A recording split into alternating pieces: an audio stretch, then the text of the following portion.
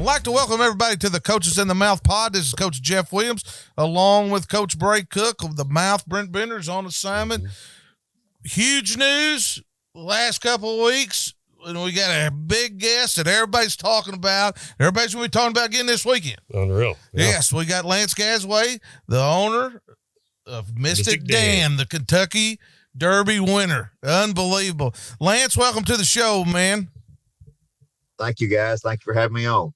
Well, talk to us a little bit about this, okay? Because I like my horse racing and keep up with it. I've been watching Mystik Dan all year long.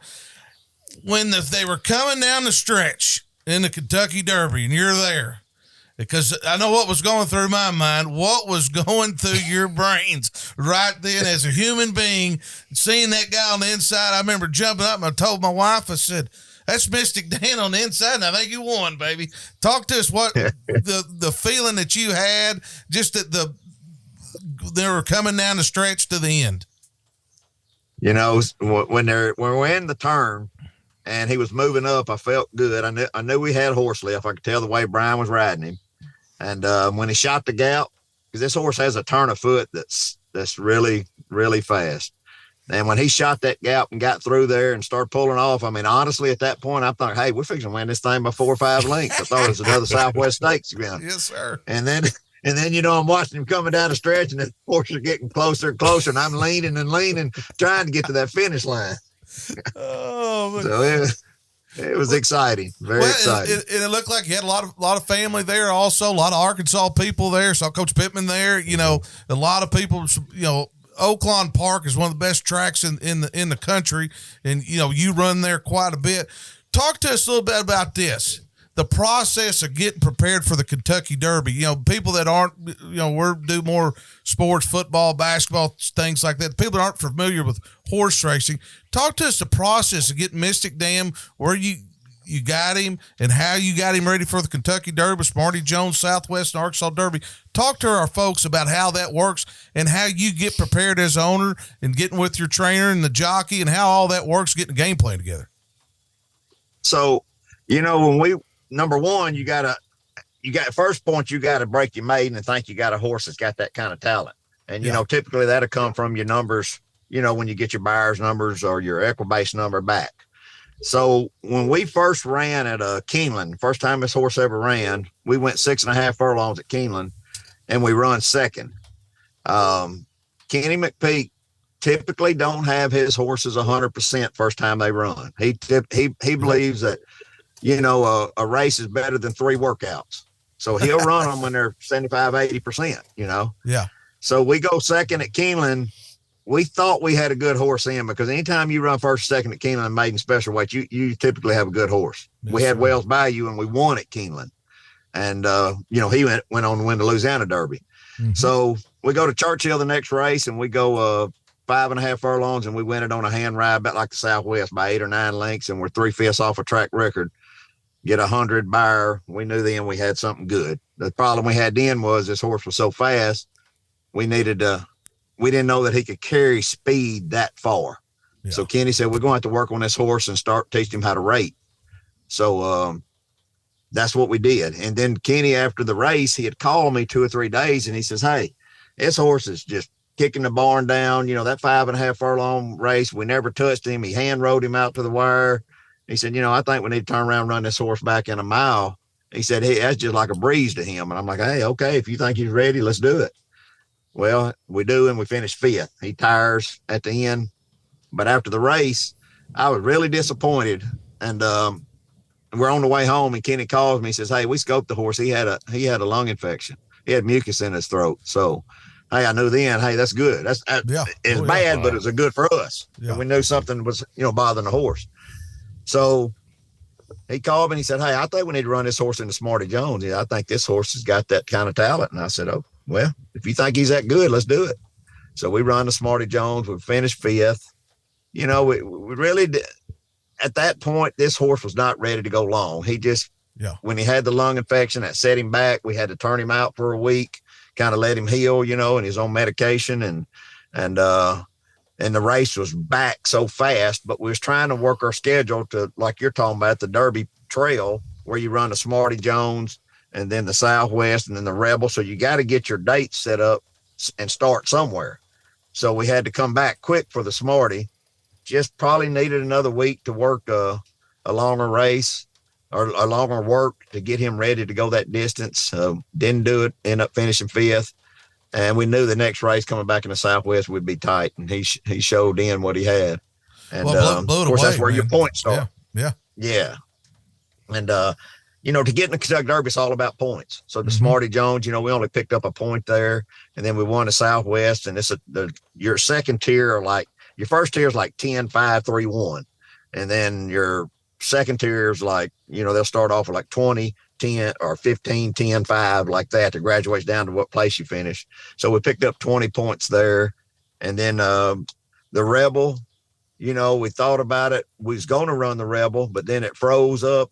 Weather froze up and everything. So we had to, they moved it up a week, which put us in a 3-week, and then we was going to turn around and run 4 weeks to the Arkansas Derby. And then, 4 weeks, we said, that's too much.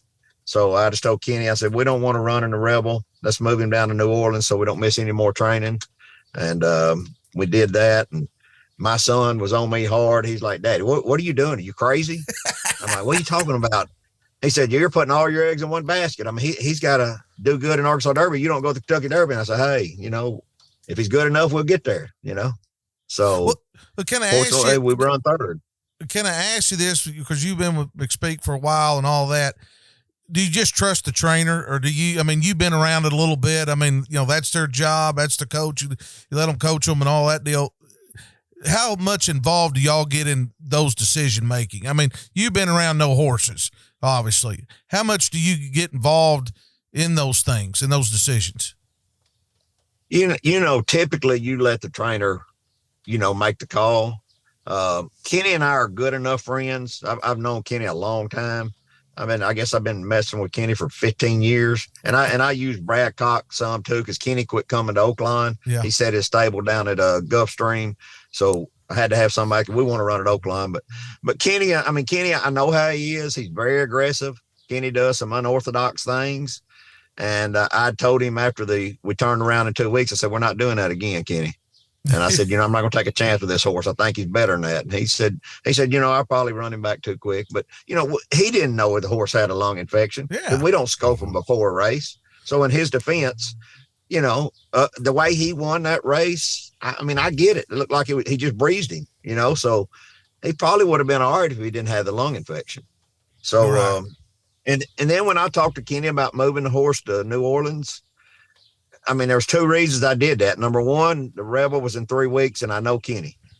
I know if we leave him there, odds are he's going, hey, let this horse is doing great. Let's run him. But I thought if we got him down into New Orleans and got him down there where he could dodge the cold weather up here and the freezing the track and, missing training on them horses is critical. Yeah. And when you miss 2 or 3 days, and you can't work them, they get out of their rhythm, they get out of their their work schedule, and it hurts them. It hurts them. Well, you go in the to answer your question in a nutshell, we do have input, but we try to let Kenny make the call. He knows what he's doing. No doubt. Well, you get in the Arkansas Derby, you kind of go from there. You lead up to that, and then on to the Kentucky Derby. Talk to us about that process and what a big deal that is. Getting your points and getting a chance to go compete with the best at the Kentucky Derby, the greatest event of all time. The Arkansas Derby, we had a rough trip. We go 4 wide on the first turn. Then when we start on the back stretch, they pull up. I think it was Imperial Gun, I believe was the horse, pulls up, and he hits us hard and almost knocks Brian off the horse. And by the time he regrouped, before he got hit, he was 4 or 5 lengths off the leader. And then after he got hit, he was 10 lengths off. So, and then you go 4 wide on a second turn, you're not going to beat a grade 1 horse like Muth or anybody else for that matter in a grade 1 race with a race like that. He ran hard at the end and came back and got third. And that was big, because otherwise we wouldn't have been in the Derby point wise. Yeah. So you get into the Derby. What's your process? What's the thinking going into this deal? You feel pretty good about your horse, and the thing about it, people don't understand. There's so many horses in that race. One bad movement, get bumped around, you're in trouble a lot of times. And so, what going into the Kentucky Derby? What was the mindset? What was the plan? Our mindset was, number one, to get to the race, because I've been there with Wells Bayou before, and these horses are like, they're like walking ice, literally. They just one step and it's over. They're fragile. And so, you hope, you just every day Kenny calls, okay, everything's good today. Everything's good today, because you're worried to death about just making it to the race. Yeah. And that's probably the most stressful part of it, to be honest about it. It is, you're just nervous, because you've made it to the big race, and, is the horse going to stay? Because every year there's 3 or 4 of them that gets hurt before the race, drops out or something every year. So at that point, Kenny's just working the horse. He's keeping in contact with us. We're making plans to get over there. And the whole week before there, we were there. We went for the draw. Unbelievable experience. Churchill Downs treats you like, royalty there. And, it's just a matter of hoping you get a clean trip in the Kentucky Derby. Our plan was, we got to have a clean trip. You can't, once again, you're facing 20 of the best horses in the world. You're not going to get bumped. Well, you seen what happened to Sierra Leone. They bumped each other down the stretch, and be honest about it, they might have beat us if they didn't, So there's just no room for error in a race that big. When you got the 3-hole, what'd you think? The 3 spot there. What did you think going into the race? Were you pleased with it? We liked that. Did you? Yes, we liked that. We had right before the race was in the paddock, and Brian and Sherilyn and myself and Kenny was in there talking, and Kenny told him, he said, look here, let's break this horse out. This horse has got unbelievable speed just right out of the gate. Yeah. And we've kind of slowed him back on it. But the Wednesday before the race, Kenny said, I want to break him out of the gate one day just to make sure he's ready, and just run him about a 16th, and then we'll, just gallop him on around. Yeah. And we did. And he shot out of there like a firecracker. So he told Brian, he said, I want you to shoot out of here hard. Dornock's probably going, the one horse. He said, that's his only chance. And Gargan had talked about it all week. He said, we got to be up front. This horse don't like dirt in his face. Mm-hmm. So he don't break good. We shoot out there like a rocket. So the first thing Brian does, gets to the rail. That's where we wanted to be. And on the backside, we wanted to be 4 or 5 lengths. I was on the buzz with Wes Moore the week before the race. And he had asked me, he said, walk me through the race. Tell me where you want to be. And Brian had him set exactly where we talked about, 4 or 5 off the lead on the backside, on the turn, start moving up, get within a couple halfway through the turn, and at the head of the stretch, make our move. And that's exactly what he did. Shot the hole and used what he had, was tiring at the end a little bit. It brought it in, and winners win. That bottom line. Yep. Well, you're headed over to Baltimore now and to the Preakness. What was that process? You're getting ready, and that part of it this Saturday. What's the travel plans here? I know you're traveling right now. What's the travel plans? I saw Mystik Dan showed up there the other day on the internet. What's the plan? Not as big a field of horses. What's the plan going into this one, or can you tell us? Yeah, same thing. Our horse is not a secret. He's, we don't want to be on the lead. We want to be 3 or 4 lengths off the lead and make a run at the end. We at the first of the week, the day after the Kentucky Derby, we wasn't going to run. Yeah. When we left that next morning, we had a press conference the next day press conference there. And the horse didn't eat all his food that night. The night of the race, of course, he didn't get back into the barn till 8 o'clock. And by the time media and everything was out of there, it was midnight before he got to go to sleep. And then next morning, we're right back up over there at 7 o'clock in the morning. And, we all talked right then. And after that, we was headed back to Arkansas, and Kenny, we told him, we said, that's, if he don't start eating better, absolutely not. We're not going to run him. Right. And next day, Kenny called, hey, this horse ate all of his food plus some, and we said, well, let's watch him. So then Tuesday rolled around, he ate all of his food again. Wednesday rolled around, same thing. And then Wednesday we galloped him, and he was really strong. So he called Robbie and got him back in there, Alvarado, to get on him to work him. so we could get him a better handle of, what kind of condition Robbie felt like he was in before we made a decision. And Robbie said he just felt like he was getting stronger and stronger every day. And he said, I really think the horse is stronger than he was before the Derby. Wow. So Saturday morning we got up and we had a little meeting, and Kenny said, I'm going to announce at 10 o'clock. We're going to scope him, which you typically don't do, but we've been through that where we had a mucus. So he said, let's scope him after this work. And it come back clean, and we did blood work. All the blood work come back good. And he said, everything's on go if y'all are good with it. And we said, let's do it. And he said, I'm going to ship him out at 5 a.m, which was Sunday morning. And we're on the way to Pimlico. Well, that's going to be awesome. Everybody in Arkansas is going to be pulling for you, and everybody in Arkansas is going to be watching. Before we get, you've got a big football background, and before we get into that, Coach Cook's going to get into it. I want you to do this. I read this somewhere, and I thought it was just a really cool deal. Your dad, Clint, got you really kind of into the horse racing part, and got your brothers and looked like your whole family into it.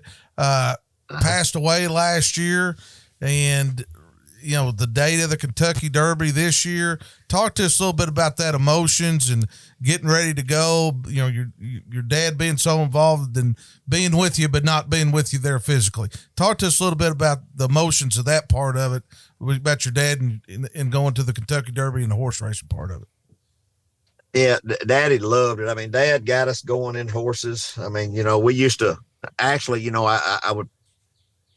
He used to go when we were younger. When we were real young, they wouldn't let kids in Oakland back then. Yeah. But Daddy would go, and I remember he would always let us bet $2 on a horse. And back then, you'd watch it on Channel 7 at news at night, and it'd roll the results, and we'd be up there waiting for the results to come in. You'll see if we won that $2 bet. And that probably hooked me right then. Then Dad loved the dog races, so we'd go over to West Memphis. My brother had a thorn that went through his eye when we were 5 or 6 years old, and he had to go over to Dr. McKinney over there to, for the eye doctor all the time. So we'd go over and stay all night, and we'd go to the dog track. My dad and him would. So that's kind of where the history started with the horses and the dogs and the gambling, I guess you'd say. And then, a year ago, Dad died, and, he loved the horses. I mean, he and I owned Gould's Gold, which is going to run the same day, the Preakness. He's in the 10th race, I think, a couple races for the Preakness. And Dad and I that's the last horse we bought together. Kenny had picked it out for us, and oddly enough, he's a Golden Sense too, by Golden Sense. And we named him Gould's Gold. That's where my dad grew up and farmed in Gould.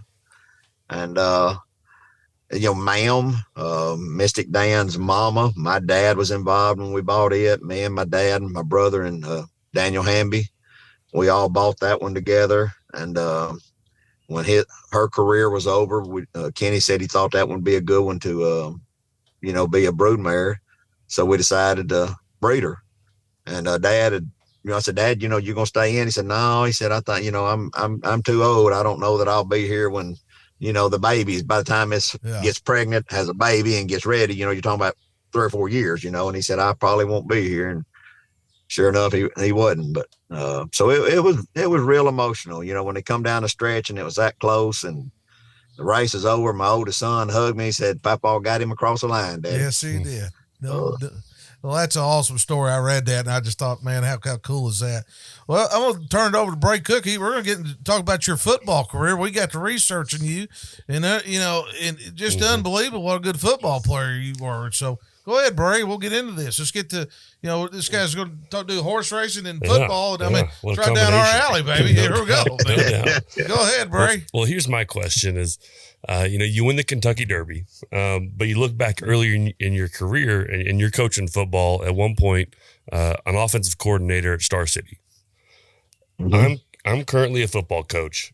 If I was going to make that leap to Kentucky Derby winner, what steps do I need to take to follow your footsteps? I don't know. You got to be real lucky is what I would say. Sure. Well, you had a lot of success as a player at UAM, 2-time All AIC selection and an All-American.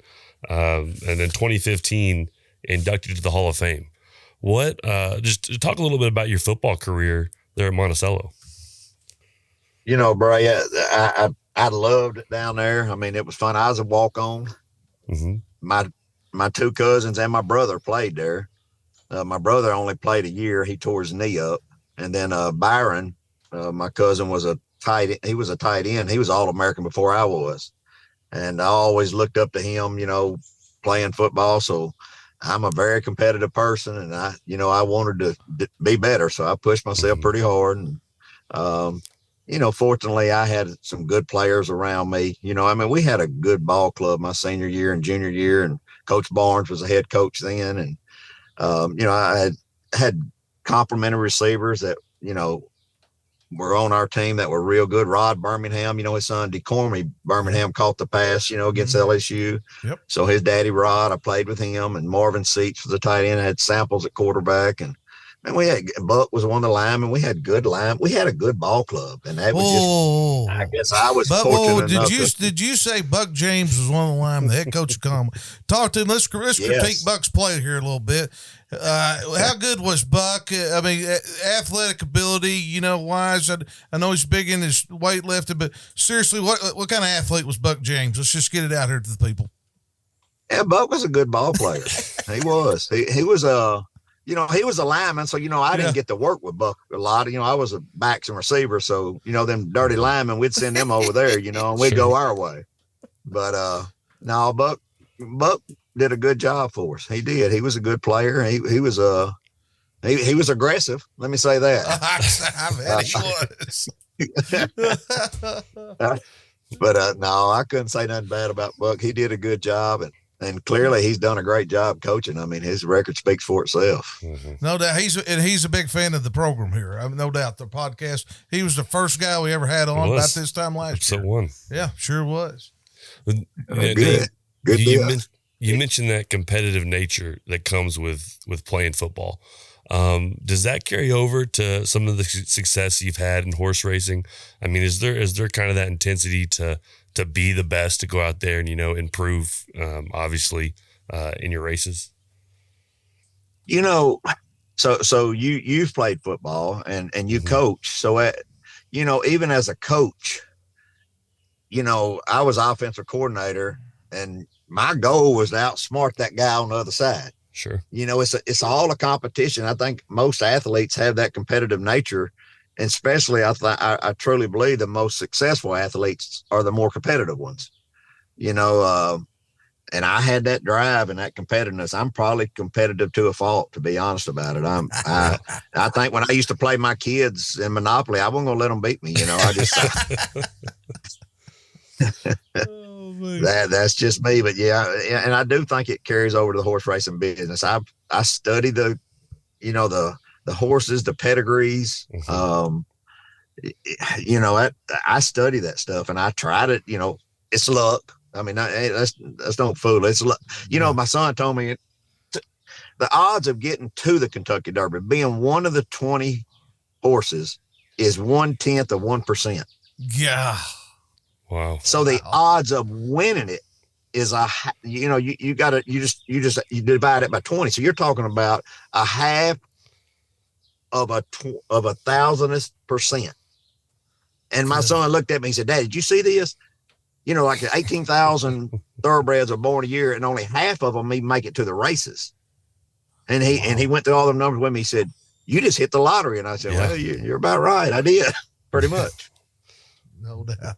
No doubt. Well, talk to us this. You had your playing career there at UAM, and you get into coaching, and you got to talk to me about the 1999 game. You're down 35-7. I've been hearing about this forever. Talk to us a little bit about that game. You're down 35-7. There's nothing better when you're down 35-7. You're calling plays. I can tell you that right now. It's not good. Well, talk to us a little bit about that game and about your time in the coaching and working with young people. So me as a coach, so in reality, I'm a farmer. Okay. Oh yeah. When I got out of college, I did go and try to, I had a free agent camp. I went up into Harrisburg, Pennsylvania and tried out professional and got my knee hurt. So didn't make that. And, you come home after playing football and it's in your heart, Mm-hmm. and you want to be around it. And so I volunteered. I was a volunteer coach at Star City, and Happy Grayson was the coach then. And he had called me, because Happy and I had been friends for years, and he had called me and he said, man, I just want you to come over here and work with my receivers. And he said, you could teach them a lot. And I said, man, I'll be glad to. So every afternoon I'd go over and work the receivers. And a couple of years later, he said, well, man, offense so good. He said, why don't you make me an offense? Make me an offense that you would run. Because Happy and I would always joke, once again, this competitiveness. He'd say, man, draw me a play up there and show me what you're going to do. And I'd do it. And Happy was one of the smartest defensive guys I've ever been around. And he said, well, I'd do this. And I said, well, I'd do this. And I said, hey, we can sit there all day. Whoever gets the chocolate last going to win. Mm-hmm. But y'all are coaching. You know what I'm talking about. I mean, it's, you're going to do this. We're going to do this. So I it was an honor for me to go over there and be able to work with the kids, the receivers. And then, eventually Happy said, man, I want you to start calling the plays for me. And I did. And in 99, we ended up having Furneaux was our quarterback, Jet.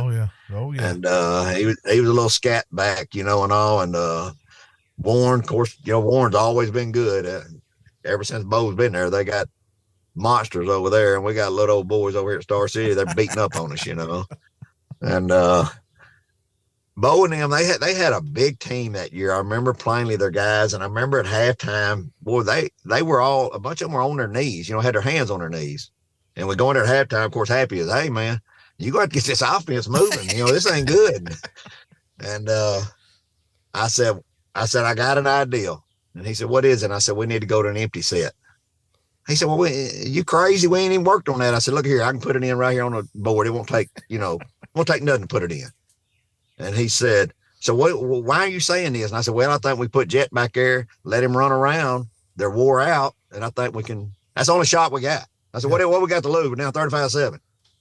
So that's what we did. We literally put the empty set in at halftime, and we come out and we went to the gun. We put Jet with the ball in his hands every play, and he wore them down. He run all over that field, and they were dead tired. And come back and beat them. Oh, but Bo wasn't pacing up down the sideline, was he? During that time, I bet he's talking to everybody, wasn't he? Yeah. Oh, I love old Bo, though. I'm gonna tell you, he's a great guy. Oh, great Hall guy. of Famer, man. There ain't no doubt. He's a great coach and done a phenomenal job there at Warren and good. Well, Lance, man, I appreciate you taking time out of your busy schedule. Obviously, hey, we wish you the best Saturday. We're going to be watching and pulling for you.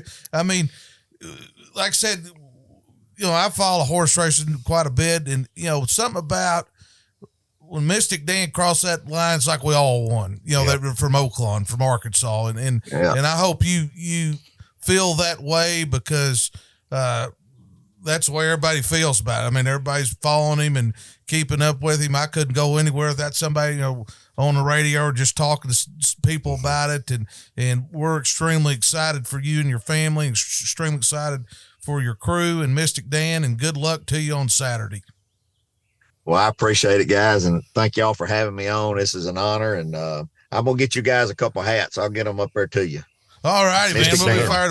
We'll wear them on the show, baby. We'll put them on the show. Yes, we will. And everything. Well, good luck to you. Good luck to you. Hey, have you been posted yet? What slot are you? I hadn't looked. Yeah, we're number 5. We drew number the 5 5. hole. Okay. Feel good about that. Yeah, Muth drew the 4 right inside of us. Yeah. The other 3 inside of us, they don't have the speed we do. So, I think that gives us an opportunity. If we break better than Muth, we'll cut him off. If we don't, we'll suck right in there behind him and make a run on him at the end. So, I like the hole. Well, good deal. Well, I guess you'll check the horse after the race and see, what goes from there. But we don't want to put anything, don't count our chickens before they hatch. But we are pulling for you, and we're extremely excited for you. And good luck, and thank you for coming on. Thank you, guys. Have a good afternoon. All right. Take care, Lance. All right, buddy. You too. See you. Yep. All right, buddy. Thank you. Coach Bray, I mean, I'm excited about Saturday. We'll get to watch Mystik Dan. I mean, unbelievable. Appreciate Lance taking time. I mean, That's awesome. I mean, the guy's headed to Baltimore right now. Takes time to visit with us, but just an amazing story. How that family, in the football connection, the whole kick and caboodle. What'd you get out of it? To me, it's cool just to, it's a football coach. It's a football guy. It's a guy from Arkansas who's gone on and done some really cool things in his life and had a very successful last couple of weeks. And, it started with, a game in Star City as an OC and obviously, his playing career at UAM and not only just his, but his whole family's and just kind of the history of the winner of the Kentucky Derby and its ties not just to the state, but to a very successful program here in Arkansas. Yeah, I mean it's amazing, and it's funny how those competitors in sports, they might go over. And one thing about the horse business, I will say this is the people that I've met in that industry are, I'm sure are extremely good, been good to me and nice people, and they always take time, and we appreciate him coming on. Well, I look forward to it on Saturday, and we'll get going. Tell everybody how to find us. Hey, speaking of, we're Miss Ben's apartment. We did a little Zoom on the back porch. Had a gorgeous day today. Yes, we did. So we hit the back porch a little bit. I like it. Yeah, we're going back and forth. We, I think what we'll end up doing is a lot of our in-person guests. We're going to go to Ben's. Yeah. And then if we're Zooming, we'll come here to the back porch. And then obviously that may change here depending on weather, but it's not a bad setup. But we'll be on YouTube as well as X under Coaches Pod. You can also look up Coaches in the Mouth. If you're looking for our store for any merchandise, that's tied to our YouTube page. You can also follow us on Instagram. And you know what? We're picking up our Facebook game, something we have been behind on, and we're going to build that sucker up. Well, Facebook X last week. I looked the other day. Mateo's 455,000. Mateo's is 455,000 views. Wow, a lot of views. People like the offensive line coach, man. Yeah. They like the offensive line. Yeah, the guy on Twitter said there's a bunch of fat guys. I know. I don't appreciate that. I mean he's right. It is. But, I've been walking a little bit. I've been watching what I've been eating. A bunch of skinny guys. We have receivers coaches on. We'll be skinny coaches in the mouth. Skinny coaches in the skinny mouth. They get some more fat guys, so it makes it look a little better. Yeah. And everything. Yeah. Well, for Coach Jeff Williams, Coach Bray Cook, we'll see you next time.